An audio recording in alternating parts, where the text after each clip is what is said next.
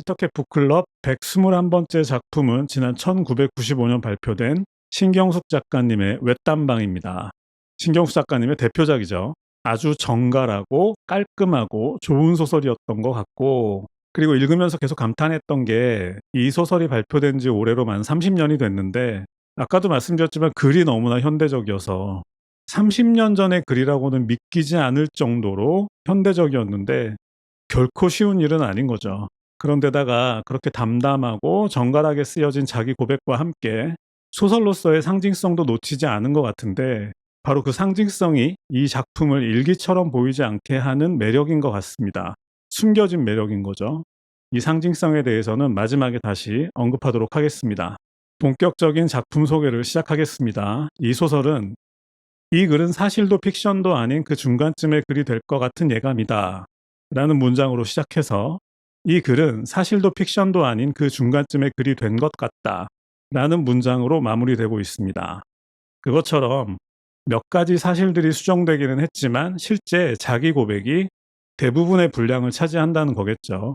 그리고 이 소설의 가장 큰 특징이라면, 이 소설은 30대 초반이 된 작가가 10대 후반 시절을 회상하는 내용인데, 그래서 현재와 과거가 번갈아가며 등장하는 구성이지만 특이하게도 과거 장면 또한 현재형으로 쓰여 있다는 거죠. 이것이 중요한데, 그러니까 과거를 현재형으로 쓴다라는 말의 의미는 단지 과거를 회상하겠다라는 정도가 아니라 그 당시로 아예 돌아가겠다라는 의미로 읽혔습니다. 그리고 게다가 그 과거는 아직도 작가에게 있어서는 현재형인 거죠. 자, 책 소개를 시작하겠습니다. 이 소설은 이제 막 소설가로 이름을 알리기 시작한 어느 30대 초반의 작가가 혼자 제주도에 내려가서 고민하는 얘기로 시작되고 있습니다. 그 작가가 고민하는 이유는 이런 건데, 얼마 전에 누군가의 전화를 받게 되었는데 알고 보니까 고등학교 동창이었던 거예요.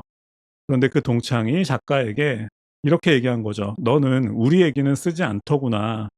어린 시절 얘기도 많이 쓰는 것 같고, 대학 때 이야기도 쓰는 것 같고, 또 사랑 얘기도 쓰는 것 같은데 우리들 얘기는 전혀 없더라. 우리가 부끄럽니?" 라고 말하는 전화를 받게 된 겁니다.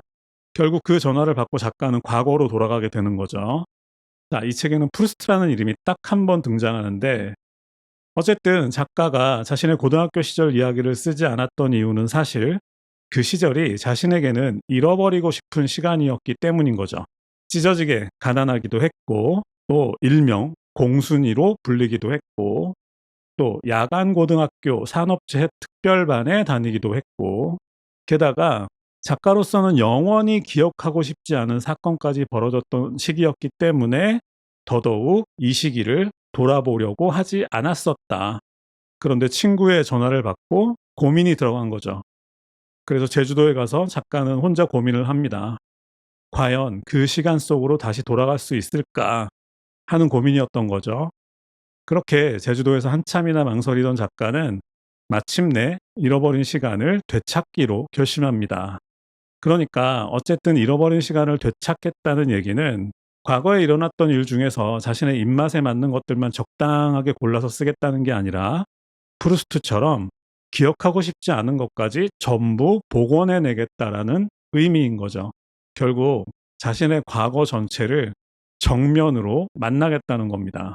제가 이 시간을 준비하면서 이 소설에 대한 자료를 조금 찾아봤는데 유난히 눈에 띄는 문장이 있었습니다. 그게 어떤 거냐면, 이 소설이 1990년대 한국 사회에서 문학이 개인적 체험을 통해 집단적 기억을 소환한 대표적인 사례로 평가된다는 글이 있었거든요. 그 평가가 눈에 확 띄었는데, 제 생각에 그 이유는 바로 작가가 자신의 과거와 정면으로 대면하는 데 성공했고, 그것을 통해서 독자들도 자신의 과거를 똑바로 쳐다볼 수 있는 시각과 용기를 얻게 되었다는 의미겠죠. 그러니까 결국 신경숙 작가의 시선을 통해서 당시 동시대 사람들이 그 시선으로 함께 자신들의 과거까지 볼 수 있게 되었다라는 거죠.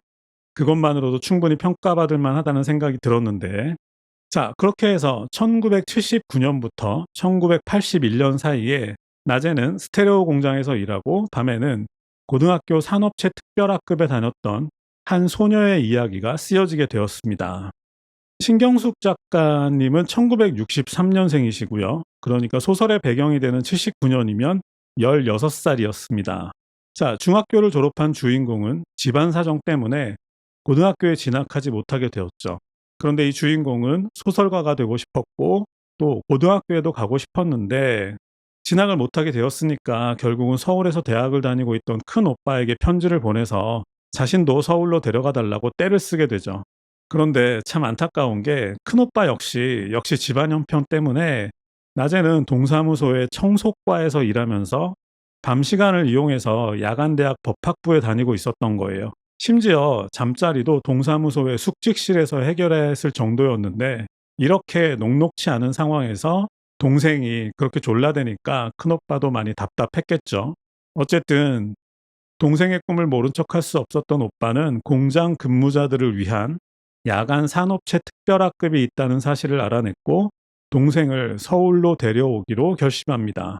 그렇게 해서 주인공은 자신보다 3살 많은 외사촌 언니와 함께 상경하게 되는 거죠. 그래서 두 사람은 먼저 직업훈련원에서 직업교육을 받고 그리고 TV와 스테레오를 만드는 공장에 취업하게 됩니다. 그리고 두 사람이 취업하는 시기에 맞춰서 전철역 부근에 있는 어느 3층짜리 벽돌집이 있었는데 그 3층짜리 벽돌집을 무려 37개의 방으로 나눈 어느 집에 들어가게 되는 거죠. 그들이 머물게 된 곳은 3층 구석에 있는 외딴방이었는데 이 외딴방이라는 표현은 당연히 공간적으로도 그렇고 심리적으로도 그렇고 아주 고립되었다는 뜻이겠죠. 자, 그렇게 해서 말씀드린 것처럼 큰오빠와 외사촌 언니와 주인공 이렇게 셋이서 단칸방 생활을 시작하게 됩니다. 먼저 16살 소녀의 하루를 살펴보겠습니다. 주인공은 공장에서 이름 대신 스테레오과 A라인 1번이라는 이름으로 불리게 되었고요. 그리고 하루 종일 스테레오 속자재 원판에 나사 7개를 에어드라이버로 박는 일을 하게 되었습니다. 자, 그렇게 해서 잔업이나 주말 특근까지 포함해서 약 2만 원가량의 월급을 받았던 것 같은데 이 책에는 당시 그 비좁은 외딴방의 월세가 2만 원이라고 적혀 있습니다. 게다가 급여뿐 아니라 작업 환경도 매우 열악했겠죠. 아파서 잔업에 빠지기라도 하면 그러니까 정상 근무가 아니라 야근이죠.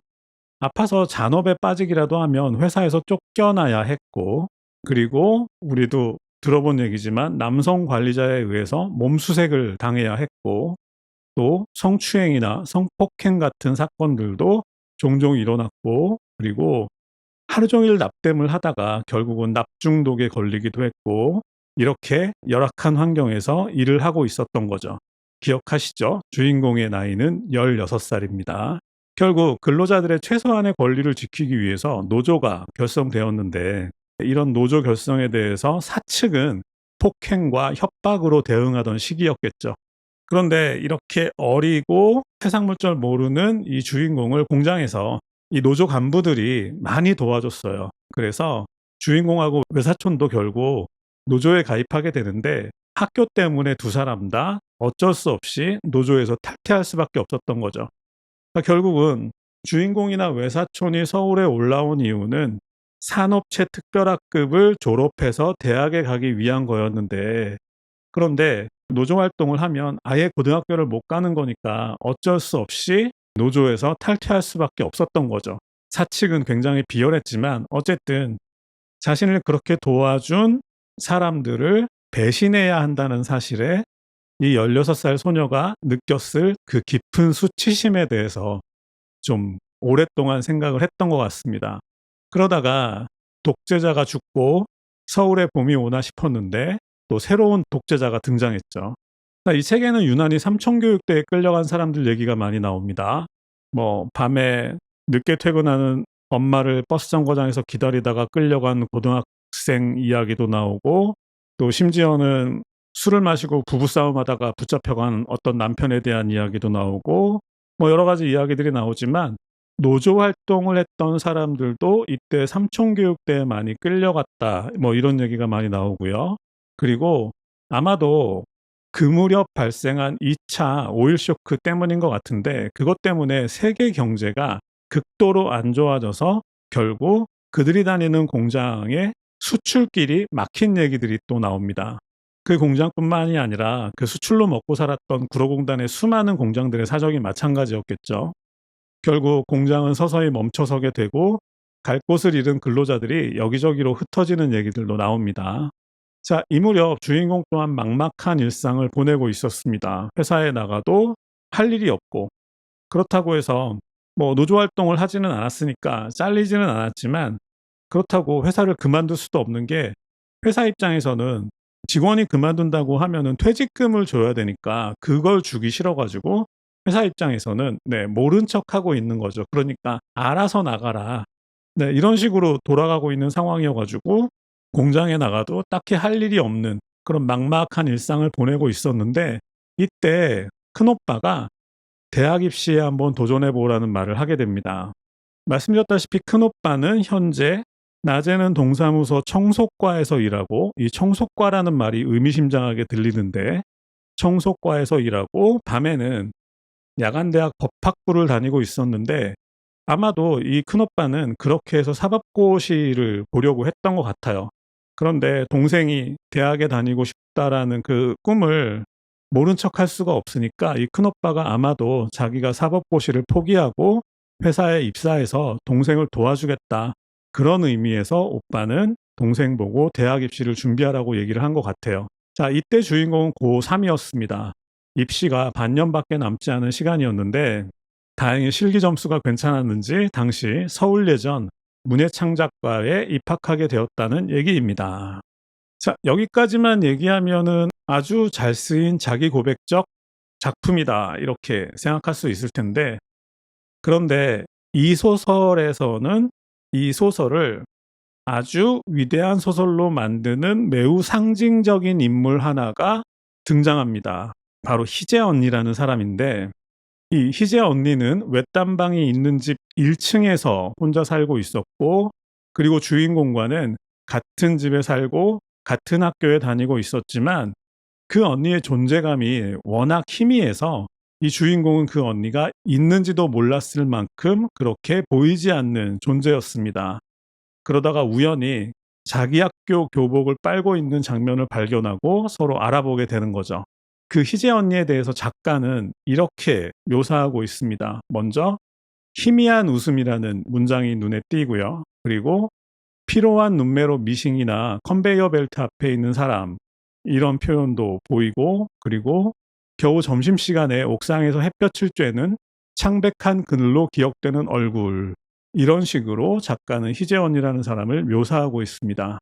결국 작가가 자신의 고등학교 시절을 돌아보지 못했던 가장 큰 이유는 바로 이 희재 언니의 죽음 때문이었던 건데, 그 일에 너무 큰 충격을 받아서 다시는 돌아볼 엄두를 내지 못했던 거죠. 그런데 제 눈에는 왠지 이 희재 언니라는 존재가 이중적으로 읽혔던 것 같습니다. 책에는 희재 언니에 대해서 이런 문장이 등장합니다. 그곳에 있는 사람들은 모두가 언젠가는 그곳을 벗어날 거란 꿈을 가지고 살았는데, 예를 들어서 주인공은 작가가 되어서 그곳을 떠나고, 또 외사촌은 포토그래퍼가 되어서 그곳을 떠나고, 그런데 희재 언니만큼은 아니었다라는 거죠. 그러니까 결국은 그녀 자신이 그 골목이고, 공장의 굴뚝이고, 어두운 시장이고, 재봉틀이었고, 그리고 37개의 외딴방들이 그녀에게는 언젠가는 벗어나게 될 공간이 아니라 영원히 머물러 있어야 할 장소였다라는 문장이었습니다.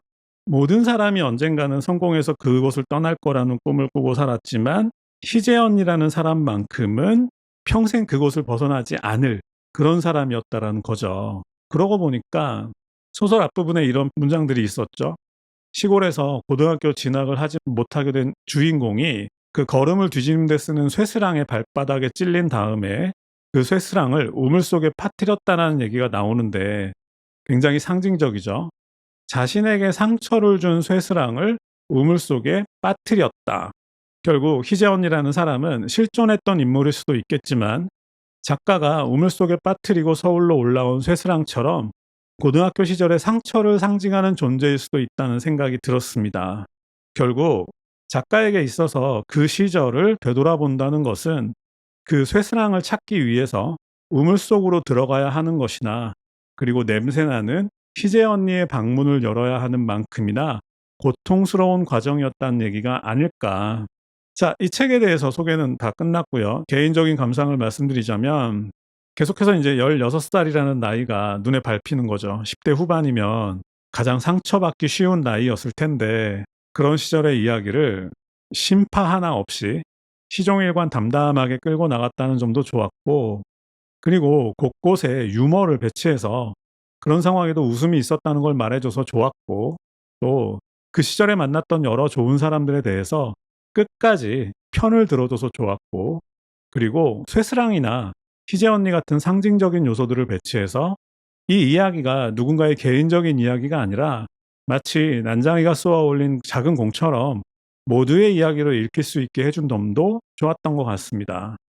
결국 30년이 지난 2025년에 읽어도 참 좋은 소설이었던 것 같습니다. 자, 오늘은 여기까지 하겠습니다.